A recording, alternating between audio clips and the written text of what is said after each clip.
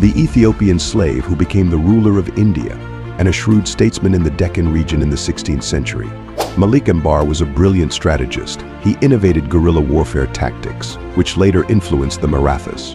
Dachee Oromoo ona afran qalloorraa ka'uudhaan biyya Indii waggoota baay'eef isa bitee bulche Malik Ambar seenichi kunootiin jaarraa 16ffaa keessa daldalli garbaa Itoophiyaa keessatti baay'inaan adeemsifamaa ture. Daldaluma garbaa kanaan dargaggeessi Oromoo waggaa 12 Shaambaa jedhamu Harargeerraa daldalaa Poorchugaal tokkoon bitame. Daldalaan Poorchugaal sunis deebisee si'a lammaffaadhaaf isa gurgurate. Yeroo kana maqaasaa kanas Shaambaarraa gara Malik Ambaaritti jijjiiraniif. Malik Ambar dargaggeessi Oromoo kun si'a afuraffaaf mootii Indiitti gurgurama. Mootiin Indii sunis amalaaf dandeettii Malik Ambar waan jaallateef qofaatti adda baasuun lola barsiifata. Maatii mootichaa akka eeguufis isa ramade.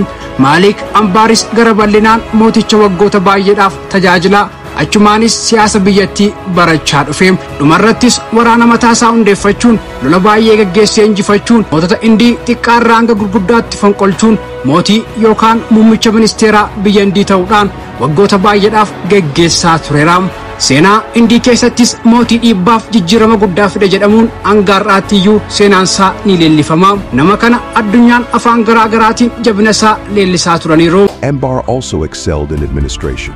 He overhauled the revenue system of Ahmadnagar, making it more efficient and fair. He founded the city of Khadki, which he made his capital, and which later became known as Aurangabad. Malik Ambar's legacy is a testament to his leadership and his ability to transcend the constraints of his origins to profoundly impact the history of the region.